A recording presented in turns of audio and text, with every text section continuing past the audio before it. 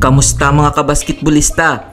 Naibulsa ng China ang bronze medal matapos tambakan ng Chinese Taipei 101-73. Nagtala ng 20 points, 5 rebounds, 1 assist, 1 steal si Yong Shik-koi ng China. Nag-ambag naman si Roy Zhao ng 17 points, 5 rebounds, 5 assists, 1 steal. May tig 12 points naman sina Ji-Wei Zhao at Jing Kyu-ho. Para naman sa natalong Chinese Taipei, Lin Qintiang 20 points, 1 rebound, 2 assists, 1 steal. Liu Jing 14 points, 4 rebounds. Abasi 11 points, William Artino 10 points.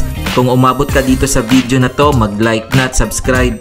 Nasungkit naman ng Gilas Pilipinas ang gold medal matapos padapain ng bansang Jordan 70-60.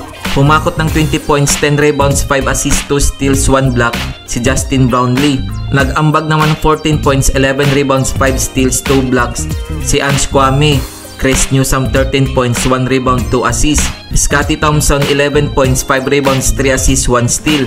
Calvin Oftana 5 points, 7 rebounds, 1 assist. Japit Aguilar 3 points, 1 rebound, 2 assists. Kevin Alas 2 points, 1 rebound, 1 assist. Seje Perez 2 points, 4 rebounds, 3 assists. Para naman sa silver medalist na Jordan, Rondy Hollis Jefferson 24 points, 12 rebounds, 5 assists, 2 steals. Mustafa Fadi 13 points, 4 rebounds, 5 assists. Kung nagustuhan mo ang video na to, mag-like na at subscribe.